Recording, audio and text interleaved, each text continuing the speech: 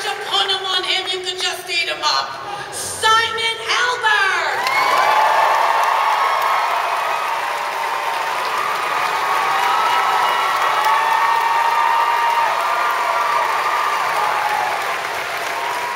Oy vey, how do you pronounce this one? Look, here goes nothing. Kunal Nay-ah. No. Naya. Kunal Naya.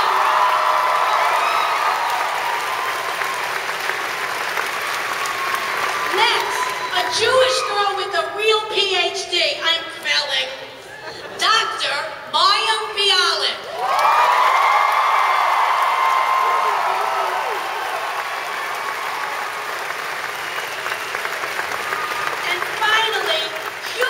Button, Melissa Rauch.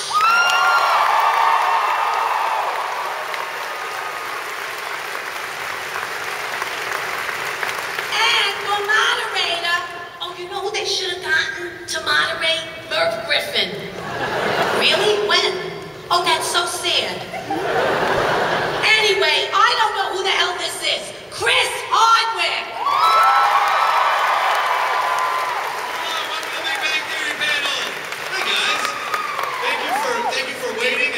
Waiting. This room is jam-packed. Welcome, panel. How you guys doing? Everyone good? Yeah. Hey. Excellent. Let's jump right in. Chuck Lorre, are you tired of making hit shows? Do you wake up every day and you're like, oh, this is so boring? No. Good. All right. How do you guys sell?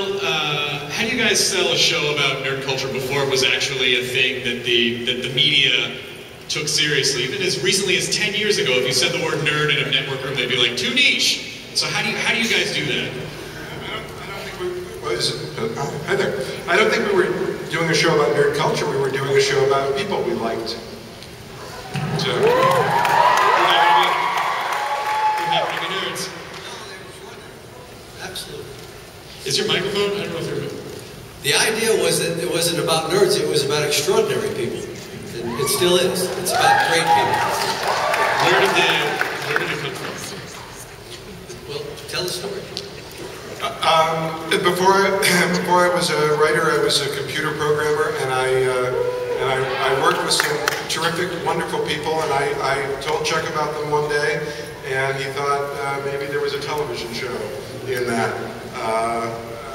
Really, amazing, wonderful people. And I think, for those of us who are members of a particular group, sometimes we don't see ourselves depicted on television, and it was fun to be part of doing that. And Steve, you also, I know you through geek culture. So what is your contribution to the show? I was not there for the creation, but I've been there since episode 2. And right now the only thing I can think about is there's an episode where Sheldon is uncomfortable on stage in front of enough adults that can trample him. And I totally get that. So stay seated. So you guys we're going into the 5th season now. You've done four seasons of the show. As actors, you obviously have auditioned for a bunch of stuff. I know you guys have worked on a ton of other shows. So what did you think? Let's start with you, Jim. When you first got the script for the show, what went through your head? That I really wanted to. I really wanted to say these words that they had written for Sheldon. I've always said I don't know necessarily a good show when I see it. I didn't read it and know one way or the other whether this would work or not, or couldn't even think that way. But I did want to say these lines that he said, and I really thought that if I could learn them, I would be able to do that to their liking, and they did. They liked it, and they hired me. But that's what I thought, and I really, like I say, I just wanted the chance to at least play him in that pilot, and then God knows what would happen after that. But this happened, so that's good. But how do you play a guy that, how do you make a character lovable that really has a complete lack of empathy for other human beings? Well, I didn't think about it in that way, I guess. That's the only way I know. I didn't try to make him sympathetic. I didn't try to make him to garner any empathy for him. I think perhaps I've always felt empathy for him. You know what I mean? Like, I think that he's always seemed very human to me, as far as I guess that's it, maybe, if anything, is that I've never suspected from the moment I read his first line that he had any nefarious meaning or that he did lack emotion. This is just simply his way of dealing, you know. And so, I don't know. So I didn't ever see it that way, to have to backtrack and change anything or put anything on it. It is what it is, and it's, and he's a lovely fellow. I'm sorry, I miscalled you Penny. I'm sorry, it's a problem. It's a problem. Kaylee. I'm just used to seeing your face on TV and know you're right there. Nerding out a little bit. What's the problem? Penny really seems to dig nerds. That's awesome. To dig what? Nerds. Nerds? Yeah. Kaylee digs nerds too. Sweet. I love you. Oh my God, no, you say that to that guy, he's gonna find you after and be like, remember when you said you love me in the panel? I got this ring. You're in it now, you guys are legally married. I never saw that. How's it been for you? How's it been for you on the show the past 4 years? Can you believe it's been almost 5 years already? No, I can't believe it. It's been an unbelievable ride. I can't believe it. I mean, when we did the pilot, I feel like we all knew we had something special. And, I can't believe we're going into the 5th year. They've given my character unbelievable growth, and you know, she's totally one of the guys, and she has girlfriends now, and I don't know, it's just been unreal, and we're just riding this wave as long as you let us. How's your leg? How's your leg? Did a horse step on your leg? Is that what happened? I think a horse stepped on Simon's leg. Simon, you want to take that? Yes. I do make animals angry, so no, it happened to Kaylee. It was sad. I had a little accident last year, but I'm perfectly fine now. Everything's okay now? Yes. Did you have a cast? I had a cast. I was back to work after I missed 2 episodes, but I came back. I had a cast, and they kind of worked around it, and I hopped around, and they were great. The writers were great and helped me out, and it worked out. Thank God. So. Go back and watch the episodes where Kaylee's standing behind furniture a lot. Yes, there's a lot of standing. And we all got to go to the hospital, and she said, "Oh, look how gross it is. Look at that." Yeah, I was into it. Yeah. No, but I'm much better now. I can't believe that's been 9 months ago or longer. It's weird. Mr. Galecki? Yes, sir. How's it going, man? Hey, buddy. I've known this guy since he was like 11 years old. And now you're a man. I'm working on it. Now you've grown up to be a nice man with beard, stubble. It's adorable.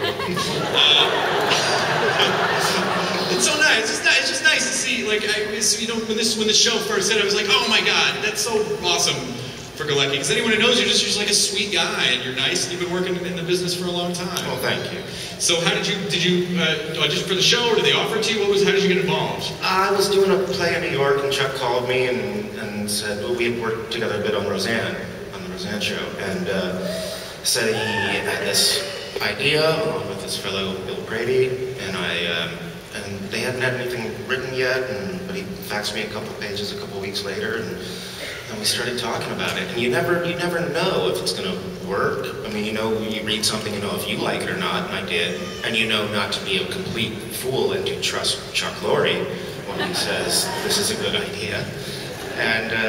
But it really wasn't until the first table reading when I heard everybody do their thing, and I thought, now I get it, now I see it, and we might be here for a very long time, and I really hope we are. Oh, I think there's no question.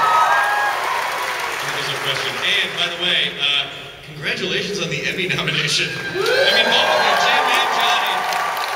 I mean, yeah, Jim Parsons, you got an Emmy at home already, so it's like old hat. Johnny, this is incredible. You guys are sort of head to head at the Emmys. Is it fierce? Is the competition fierce? Oh, always, since day one. Very good. Whoever. In between them. Like if you win, you're going to show up, and then Jim's going to show up and go like, oh yeah, whatever, and then you guys are going to headbutt, or how is that going to play out? That's not the working environment we have. I don't headbutt. Thank you. Thank you, sir. Kunal, excellent Bollywood performance this season. Please, can you explain a little bit to the Caucasians? Because Bollywood is endlessly fascinating to me, and I don't understand what the hell is going on, but I just know that it's awesome. Can you explain it a little bit? It's people, just really handsome and good-looking and talented people dancing around and making love in the rain and crying a lot. It's beautiful. But almost seemingly out of nowhere in a scene, we're shopping and we're dancing on elephants. Like how? Is there a... I don't think I've ever seen a Bollywood movie where people dance on elephants, but I've seen movies where they dance with elephants. I watch a lot of extreme Bollywood.